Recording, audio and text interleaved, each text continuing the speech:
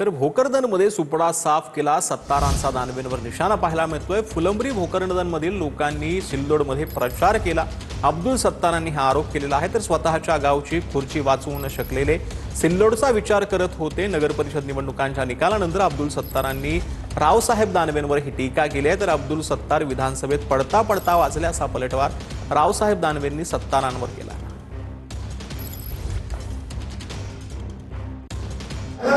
भोकरदन में भी जो था उसका भी सुपर राजकारण में फुलंब्री और भोकरदन के लोगों को बहुत शौक था सिल्लोड में प्रचार करने का। खुद की अपनी कुर्सी नहीं बचा सकते, अपने गांव नहीं बचा सकते, वो सिल्लोड के बारे में सोच रहे थे। उनके तुम तो हमारा सिल्लोड में कुछ बिगाड़ नहीं सकते, लेकिन हम भोकरदन में जरूर बिगाड़ सकते। मतदान होऊ द्या, येऊ द्या समोर। जो माणूस म्हणतो की मी त्यांना पाडलं, अरे पडता पडता वाचले ना। 2200 मतं निवडून आले, ते बी जगलेरी करून निवडून आले। सुरेश बनकर डिक्लेअर केलं यांना। रिटर्निंग ऑफिसर कोण होता ते बी पहा जरा, त्याला बी तपासलं पाहिजे तो कोण होता। तो बी गोल टोपीवाला होता। गोल टोपीवाले असे निर्णय द्यायला लागल्यावर लांब्या टोपीवाला कसा निवडून मला सांगा बरं तुम्ही। त्याच्यामुळे त्यांनी फुशारकी मारू नये। ते जे जिंकते ते या गोल टोपीवर जिंकतात फक्त। तर सत्तार कितीही बोंबलले तरी माझं एकही मत कमी होत नाही असं रावसाहेब दानवेंनी म्हटलंय। सिल्लोड मतदारसंघात बोगस मतदार नोंदवले गेतील असा आरोप देखील रावसाहेब दानवेंनी केला। सिल्लोड शहराला सत्तारांनी पाकिस्तानचं स्वरूप दिल्याचं रावसाहेब दानवेंनी म्हटलंय।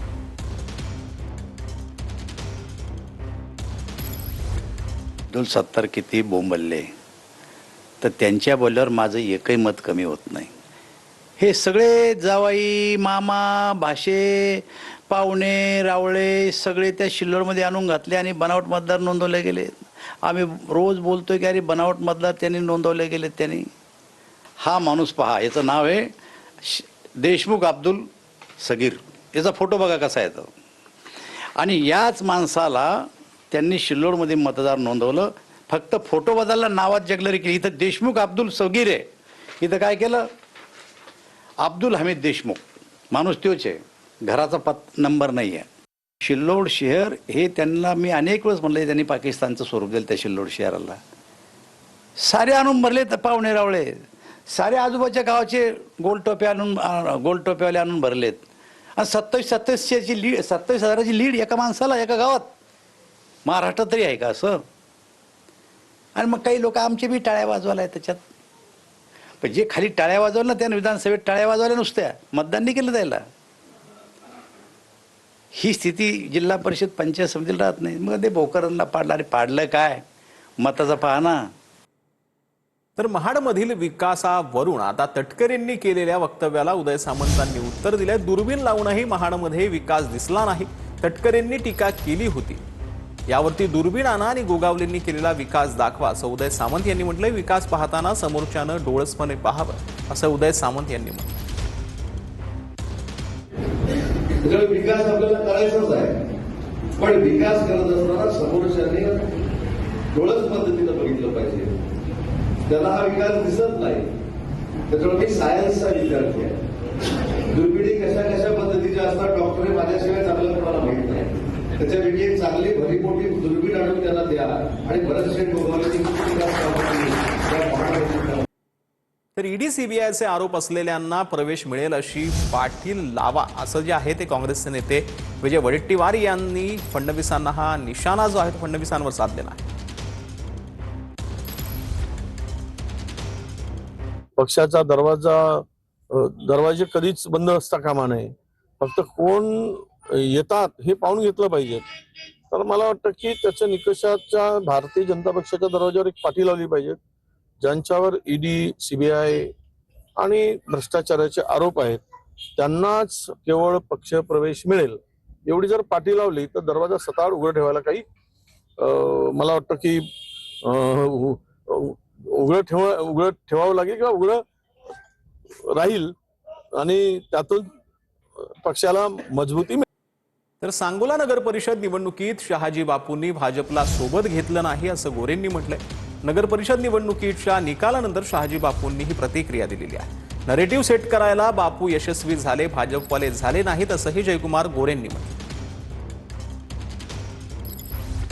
आता बापूंनी कितीही सांगितलं तरी बापूंनी आमच्या अगोदर त्यांचे उमेदवार जाहीर केलेले होते. बापूंनी आम्हाला सोबत घेतलं नाही, आम्ही नाही त्यांना सोबत घेतलं नाही.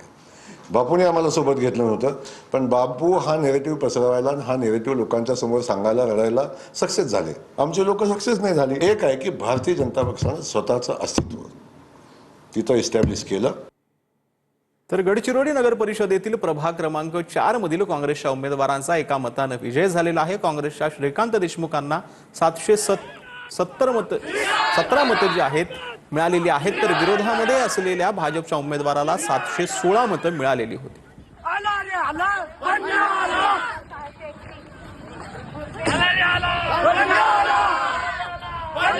मी प्रभाग क्रमांक 4 मधून रामनगर मधून निवडणूक लढवलेली आहे. तिथे आम्ही समाजकारण करत होतो. तिथल्या जनतेची इच्छा होती की आम्ही पण राजकारणामध्ये यावं, त्याकरिता त्यांनी प्रोत्साहन दिलं. मग आम्हाला काँग्रेस पक्षाने तिकीट दिल्यानंतर आम्ही निवडणूक लढवली. त्या निवडणुकीमध्ये आमचा 1 मताने विजय झालेला आहे. माझ्या विरोधात 6 उमेदवार होते. 6 उमेदवारांपैकी पराभव झालेले जे होते ते बीजेपीचे उमेदवार होते. तर लक्ष्मण हाकेंना कालचा गुलाल दाखवायचा ना, असं विजयसिंह पंडित यांनी म्हटलं. लक्ष्मण हाके चिल्लर माणूस, त्या माणसावर मी यापुढे बोलणार नाही, असं विजयसिंह पंडितांनी म्हटलंय. आमदार विजयसिंह पंडित यांचा लक्ष्मण हाकेंवर हा निशाणा पाहिला. त्याला कालचा दाखवायचा ना इथला,